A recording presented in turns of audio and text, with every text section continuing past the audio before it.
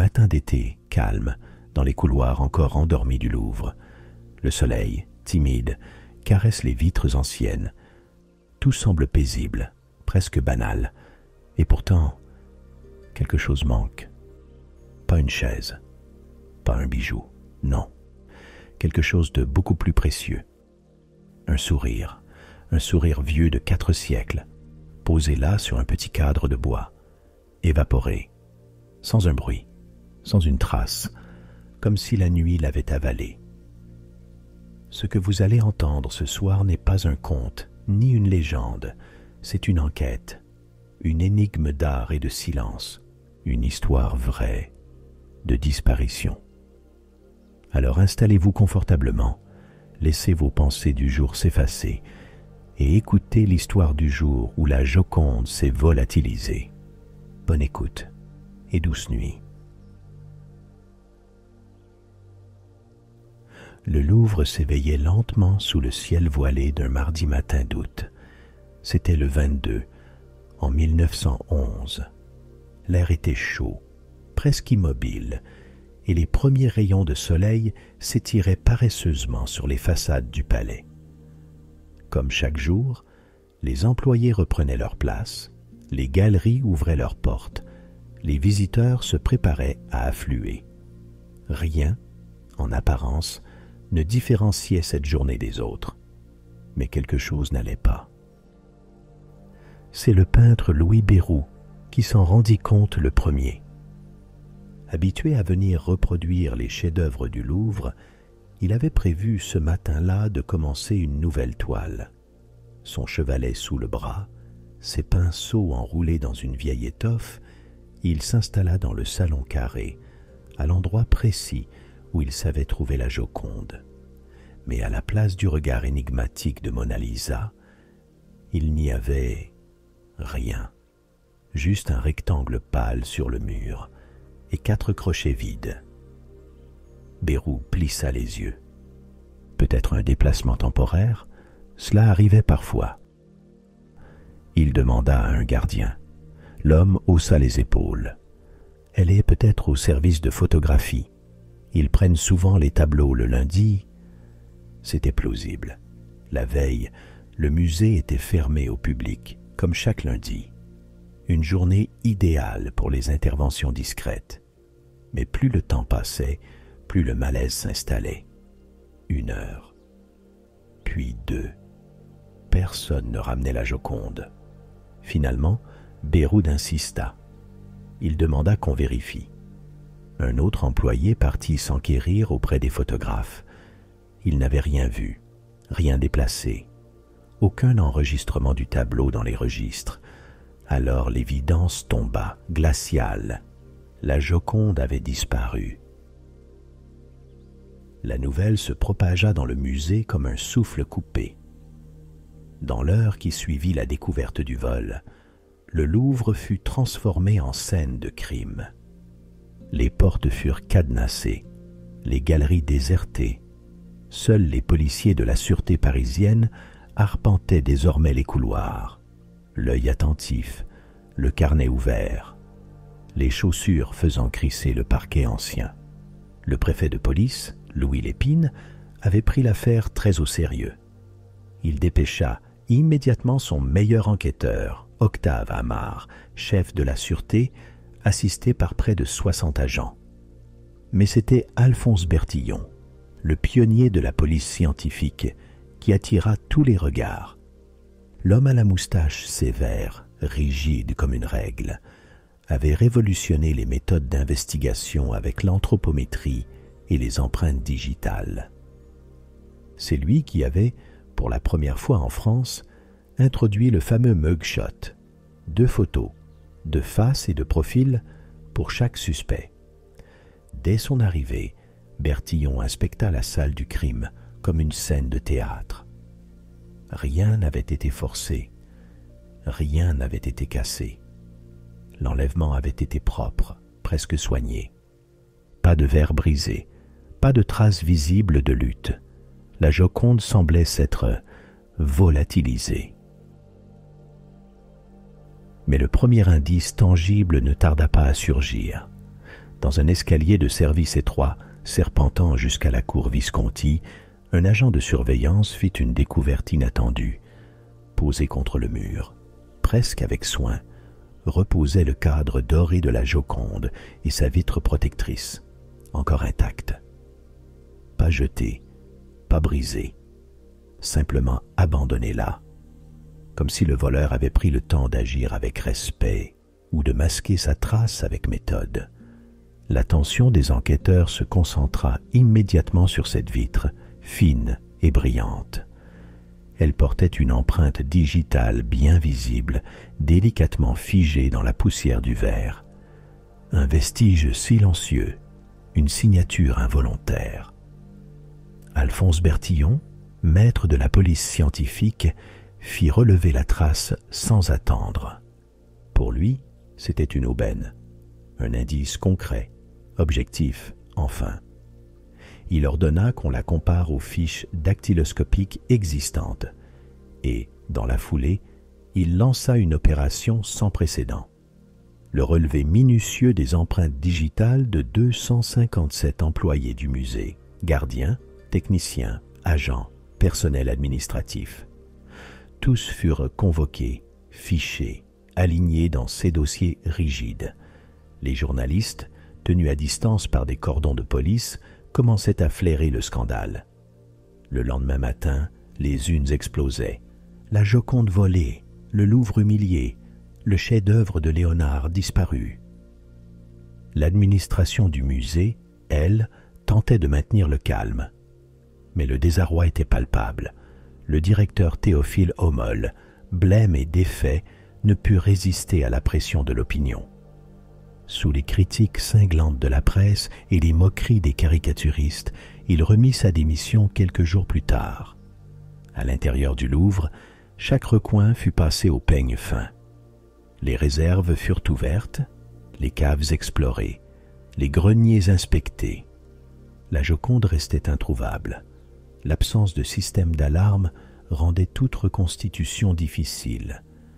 En 1911, le Louvre était encore ouvert à tous, sans billet d'entrée, et des dizaines d'artistes, copistes, ouvriers et photographes y entraient quotidiennement sans réelle vérification.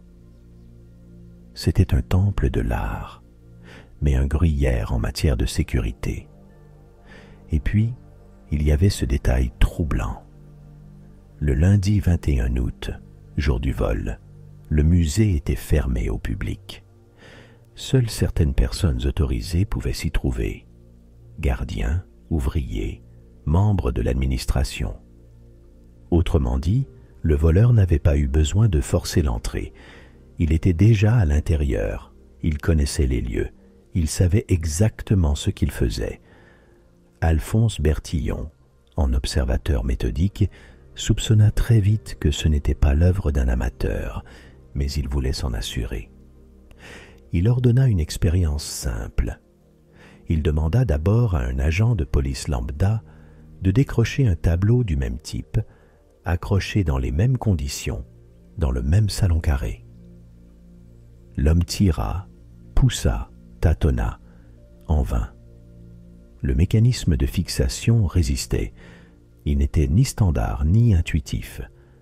Alors Bertillon fit appel à un ouvrier professionnel, ayant déjà travaillé à l'accrochage des œuvres. Ce dernier, en quelques gestes précis, réussit à retirer le tableau proprement, sans forcer, sans abîmer le système. La conclusion était évidente. Le voleur savait comment décrocher la Joconde. Il connaissait la structure de fixation. Il avait l'habitude de manipuler ce type d'œuvre et probablement déjà travaillé au Louvre ou dans un cadre similaire. Bertillon en fut convaincu. Ce vol n'était pas un coup de chance. C'était une action réfléchie, préparée, exécutée par quelqu'un qui connaissait à la fois les lieux et les gestes exacts. Un professionnel. Ou quelqu'un qui l'avait été. Mais malgré cette piste claire, les empreintes collectées ne donnaient rien. Aucune ne correspondait à celle retrouvée sur la vitre. Et ce fut là, sans qu'ils ne le sachent encore, que l'enquête prit son premier vrai retard. En attendant, le Louvre resta orphelin, et dans le salon carré, le vide laissé par la Joconde devint plus visité que le tableau lui-même ne l'avait jamais été. On venait en foule voir le manque, comme si cette absence en disait plus que toutes les œuvres présentes. Certains déposaient des fleurs, d'autres s'agenouillaient presque, comme devant une tombe. La Joconde avait disparu, le monde entier en parlait. Et au cœur de Paris, le plus grand musée du monde ne savait même pas par où commencer. Les jours qui suivirent le vol plongèrent Paris dans une agitation frénétique. Le vide laissé par la Joconde devenait presque une obsession collective. Les journaux ne parlaient que de ça. Dans les cafés, on pariait sur l'identité du voleur. Dans les salons littéraires, on se lançait dans de brillantes hypothèses, et dans les commissariats, les pistes les plus improbables s'entassaient. La police, elle, continuait de chercher, mais plus elle fouillait, plus le mystère s'épaississait. On décida d'interroger tout le personnel, employés, gardiens, ouvriers, photographes, même les femmes de ménage. Tous furent questionnés. Certains furent convoqués plusieurs fois, mais rien. L'empreinte digitale trouvée sur la vitre ne correspondait à personne connu dans les fichiers du musée. L'affaire, pourtant, ne manquait pas de suspects. Le nom de Guillaume Apollinaire surgit d'abord. Le poète flamboyant, provocateur, faisait souvent parler de lui. Il avait eu un lien avec un certain Géry Pierret, un escroc belge qui, en 1907 déjà, avait réussi à voler des statuettes anciennes au Louvre, et qui s'était même vanté dans la presse d'avoir participé au vol de la Joconde. Apollinaire fut arrêté le 7 septembre 1911 et placé en garde à vue à la prison de la Santé. Il n'y resta que quelques jours, mais le mal était fait. L'intellectuel bohème était désormais marqué du soupçon. Pendant son interrogatoire, il laissa échapper un autre nom, Pablo Picasso. Le jeune peintre espagnol, déjà connu pour ses œuvres radicales et son regard révolutionnaire sur l'art, avait acheté à bas prix 2 statuettes volées par Pierret, des objets qu'il avait d'ailleurs inspirés pour ses demoiselles d'Avignon. Cela suffisait à éveiller l'intérêt des enquêteurs. Picasso, apeuré, prétendit même ne pas connaître Apollinaire pour éviter d'être compromis davantage. Mais ni l'un ni l'autre n'avaient de lien direct avec la Joconde. Aucun indice tangible ne les reliait au vol. Après plusieurs jours d'enquête, tous deux furent relâchés. Mais l'histoire avait frappé fort. 2 des plus grands artistes de leur temps, soupçonnés d'avoir volé un chef-d'œuvre. La presse s'en donna à cœur joie. On accusa tour à tour la pègre parisienne, un complot allemand, des collectionneurs américains, et même les cubistes eux-mêmes, ces nouveaux artistes dont chaque coup de pinceau semblait une insulte à Léonard. Certains allaient jusqu'à évoquer le nom d'Arsène Lupin, le gentleman cambrioleur fictif, comme si la réalité avait basculé dans le roman. La confusion était totale. Chaque jour, de nouvelles lettres anonymes arrivaient à la préfecture, certaines pleines d'indices absurdes, d'autres affirmant détenir la vérité en échange d'une rançon. Des récompenses colossales furent promises. La Société des Amis du Louvre offrait 25 000 francs à quiconque retrouverait le tableau. Le magazine L'Illustration surenchérit. 40 000 francs pour quiconque ramènerait la Joconde dans ses bureaux. Les propositions affluaient de toute l'Europe, mais rien ne bougeait. La Joconde était introuvable. Et pendant ce temps, les visiteurs continuaient de défiler dans le salon carré, non plus pour admirer un tableau, mais pour voir l'absence, ce rectangle plus clair sur le mur, ce silence. Quelque part, dans l'ombre, quelqu'un devait sourire. Mais la police, elle, ne souriait plus du tout. L'automne arriva, mais l'enquête, elle, restait figée dans l'été. Les inspecteurs s'usaient à reprendre les mêmes témoignages, les mêmes couloirs, les mêmes hypothèses. Le Louvre, devenu une forteresse de soupçons, se vidait lentement de sa confiance. Le doute s'infiltrait partout. On suspectait les gardiens, les restaurateurs, les ouvriers. On refit même l'inventaire complet des collections. Et ce fut un choc.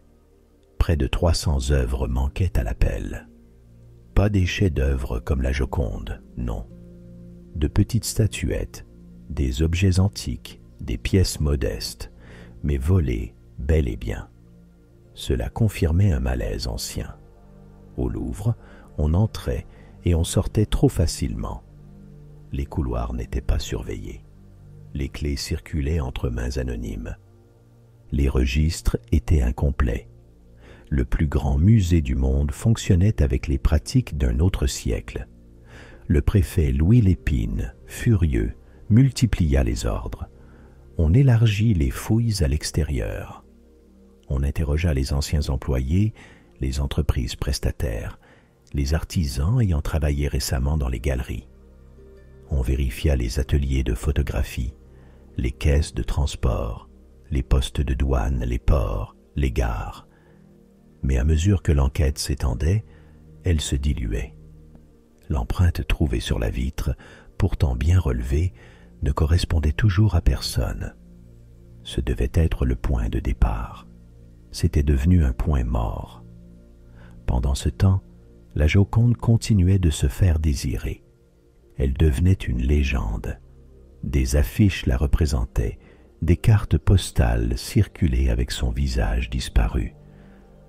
À New York, à Moscou, à Tokyo, on parlait d'elle comme d'une victime sacrée. Des chansons naissaient, des films étaient tournés, des écrivains s'en inspiraient. Elle était partout, sauf au Louvre. Le vide du salon carré était devenu une attraction. On faisait la queue pour le voir. Des visiteurs étrangers venaient exprès pour contempler ce manque devenu célèbre. Certains pleuraient, d'autres riaient nerveusement. Il se disait que même Franz Kafka avait fait le voyage depuis Prague pour voir ce mur déserté. Et le Louvre, lui, oscillait entre honte et résignation. Le directeur démissionnaire, Théophile Homolle, avait été remplacé dans le silence. Le nouveau préfet des Beaux-Arts gardait un profil bas. Le ministère ne savait plus quoi dire. Le Louvre avait perdu la Joconde, et peut-être pire, il avait perdu la face. Alphonse Bertillon, malgré son prestige, restait impuissant. Son empreinte muette sur une vitre abandonnée ne livrait rien. Même ses méthodes les plus modernes, même ses instruments les plus sophistiqués ne suffisaient pas à percer le mystère. La presse, un temps moqueuse, était devenue impatiente. Les caricatures s'assombrissaient. Le ridicule avait cédé la place à une forme de mélancolie nationale. On murmurait que la Joconde ne reviendrait jamais, qu'elle était déjà en Amérique, ou en Russie, ou dans une cave de milliardaires. Et dans les hautes salles du Louvre, les toiles encore accrochées regardaient le vide du salon carré avec un silence pesant. Personne ne l'avait vue partir, et personne, surtout, n'imaginait à quel point elle était proche. 2 années passèrent, 2 années pendant lesquelles la Joconde devint plus célèbre absente que présente, 2 années de rumeurs, de pistes mortes, de faux aveux, de lettres anonymes promettant des révélations qui n'arrivaient jamais. À Paris, l'affaire s'était tassée. Le vide du salon carré n'attirait plus autant la foule.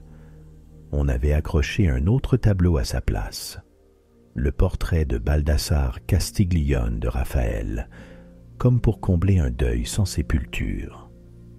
Le Louvre, dans un demi-silence honteux, poursuivait son existence. La Joconde, elle, était devenue un mystère sans fin. un roman policier sans dernier chapitre. Mais au mois de novembre 1913, à Florence, un homme sortit du silence. Un antiquaire du nom d'Alfredo Geri, spécialisé dans les œuvres anciennes, reçut une lettre étrange. L'expéditeur se faisait appeler simplement Leonardo. Il écrivait en italien, avec des tournures soignées, presque naïves. Il prétendait détenir la Joconde, la vraie, pas une copie. Il souhaitait la restituer à l'Italie, disait-il, et réclamait en échange une somme de 500 000 lire. Geri pensa d'abord à une farce, mais il avertit tout de même Giovanni Poggi, directeur du musée des Offices. Ensemble, ils décidèrent de jouer le jeu. Un rendez-vous fut fixé dans un hôtel discret, au cœur de Florence. Il s'agissait de l'hôtel Tripoli Italia. Le 10 décembre 1913, un homme entra dans la chambre, une valise à la main. Il se présenta comme Leonardo et annonça calmement qu'il allait leur montrer le tableau. Il ouvrit la valise, retira une toile cirée et dévoila un panneau de bois peint, petit, de format vertical. Poggi s'approcha. Il examina les craquelures, les inscriptions au dos. Aucun doute, c'était bien l'original, la Joconde, intacte. L'homme était souriant. Il pensait peut-être que les Italiens allaient l'embrasser, le célébrer, le remercier pour sa bravoure. Mais Geri et Poggi étaient déjà en train d'envoyer un télégramme discret à la police. Quelques heures plus tard, la chambre d'hôtel fut encerclée. Le voleur n'opposa aucune résistance. Il se laissa arrêter sans un mot. Il déclina son identité.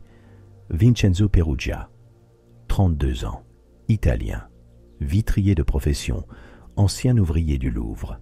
À Paris, la nouvelle tomba comme un coup de tonnerre. Le 12 décembre, tous les journaux titrèrent en lettres noires « La Joconde retrouvée ». Mais avec cette révélation surgissait une autre question, bien plus troublante. Comment ce modeste ouvrier italien avait-il pu voler le tableau le plus précieux du Louvre sans que personne ne s'en rende compte?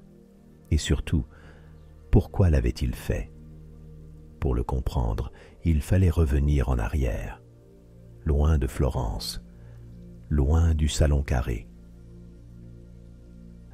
Il faisait encore jour lorsque Perugia entra comme tout le monde ce dimanche 20 août 1911 dans le Louvre. Il marcha d'un pas calme entre les couloirs du musée, et en un sens, il y avait appartenu. Vincenzo Perugia n'était plus officiellement employé du Louvre. Il avait travaillé quelques mois plus tôt pour une entreprise extérieure, la Maison Gobier, chargée d'installer des vitres de protection sur les œuvres les plus précieuses du musée. Ce chantier terminé, il avait été remercié comme tant d'ouvriers saisonniers, mais il avait gardé sa blouse blanche. Elle était devenue son passeport, son camouflage. Ce dimanche-là, dans l'agitation des visiteurs, il se glissa sans peine dans une petite pièce de rangement, un placard discret, dans lequel il resta enfermé toute la nuit. Une nuit d'attente, de tension, de silence. Il savait ce qu'il faisait. Il avait tout prévu. Ou presque. Au matin du lundi 21 août, aux premières lueurs du jour, Vincenzo sortit de sa cachette vêtu de sa blouse blanche d'ouvrier. Le musée était alors fermé aux visiteurs comme tous les lundis. Il descendit au Salon Carré. Il connaissait les lieux, il connaissait les rondes, et surtout, il connaissait le tableau, la Joconde. Il s'arrêta devant elle. Pas d'hésitation. Il décrocha la peinture qu'il avait déjà manipulée dans le passé lorsqu'il posait ses protections de verre. Il se rendit dans un escalier de service, appelé les 7 mètres. Là, à l'abri des regards, il retira le cadre et la vitre, ne gardant que le panneau de bois, 77 par 53 cm. Léger, maniable, Il l'enveloppa dans un tissu, le glissa sous sa blouse. Ce n'était pas chose aisée. La planche, bien que légère, dépassait légèrement, et Vincenzo dut la caler contre lui avec précaution, marchant avec raideur pour ne pas éveiller les soupçons. Il déposa ensuite le cadre et la vitre derrière un tas de dessins d'élèves copistes entreposés contre un mur, dans un coin négligé du musée. Mais arrivé à la porte de service, un imprévu survint. La poignée ne fonctionnait pas. La porte était verrouillée de l'extérieur. En tentant de bricoler la serrure, la poignée tomba dans un fracas métallique qui brisa le silence du musée. Vincenzo se figea. Des pas. Un plombier, attiré par le bruit, apparut. Il demanda ce qu'il faisait là. « La porte est coincée, j'ai pas les clés », répondit Vincenzo en gardant son calme. Il ajouta « La poignée m'est restée dans la main ». Le plombier, sans poser plus de questions, ouvrit la porte avec son trousseau et Vincenzo sortit, tranquillement, avec la Joconde sous le bras. Il regagna son appartement à pied, situé à quelques minutes du musée, dans le 10e arrondissement. Une chambre de bonne étroite, sous les toits, où il dissimula la Joconde dans une valise à double fond, sous son lit. Le lendemain, quand le peintre Louis Béroud découvrit le vide au mur, la Joconde dormait déjà, à quelques rues de là, paisiblement cachée. Et pendant que la police se lançait dans une traque frénétique, Vincenzo gardait le silence. Il fut même interrogé 2 fois, sans éveiller le moindre soupçon. Pourquoi? Parce que ces empreintes n'étaient pas dans les fichiers. La dactyloscopie existait déjà en 1911, mais elle n'était pas encore centralisée à l'échelle nationale. Et Vincenzo, n'étant plus employé au moment du vol, n'avait pas été inclus dans les relevés d'empreintes de la police. Il n'avait pas été fiché non plus pour ses petits antécédents judiciaires, jugés trop mineurs pour figurer dans les registres criminels. Un détail administratif, un oubli, et tout un pays, toute une police, toute une culture furent bernés. Pendant plus de 2 ans, la Joconde vécut là, cachée dans un réduit modeste au-dessus d'un plancher parisien. Et Vincenzo, il attendait, peut-être la bonne occasion, peut-être autre chose. Il avait même envisagé de l'envoyer directement au roi Victor Emmanuel III, persuadé d'agir pour l'honneur de l'Italie. Mais il renonça, doutant qu'on le croie ou qu'on le laisse approcher. Le 4 janvier 1914, une foule dense se pressait sur le parvis du Louvre. Paris frissonnait sous un vent d'hiver, mais l'excitation réchauffait les visages. Après plus de 2 ans d'absence, la Joconde rentrait chez elle. Elle fut toutefois exposée quelques jours à Florence, à Rome, à Milan, comme une star de retour dans sa patrie, puis rendue à la France. Sous escorte, le petit panneau de bois peint par Léonard de Vinci fut réinstallé dans le salon carré, cette fois derrière une vitre blindée, surveillée jour et nuit. Une renaissance solennelle, le mur blanchi par le vide retrouvait son cœur. Et les visiteurs, émus, défilaient dans un silence presque religieux. Pour beaucoup, ce n'était plus le même tableau.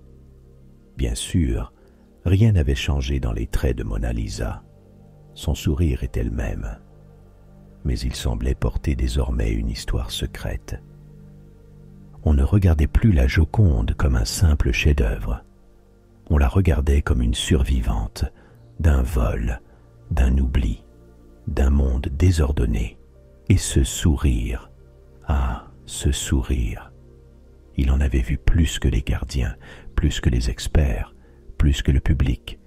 Il avait vu l'intérieur d'un placard, l'obscurité sous un lit, l'œil d'un homme qui, chaque soir, s'asseyait à côté, lui parlait peut-être. la traitait avec une vénération étrange, pas comme un voleur traite une prise, mais comme un croyant traite une icône. Dans les semaines qui suivirent son retour, la Joconde devint une légende vivante, plus célèbre qu'elle ne l'avait jamais été. Le vol avait fait plus pour sa renommée que tous les siècles de contemplation silencieuse. Des affiches furent imprimées, des caricatures, des poèmes. Elle devint un symbole. Et Vincenzo Perugia, lui, disparut dans l'ombre comme il y était entré. Il fut d'abord jugé à Florence. Sa défense plaida le patriotisme, l'acte désintéressé. Il écopa d'une peine légère, un peu plus d'1 an, dont une grande partie déjà purgée en détention préventive. Après son procès, il retourna en Italie.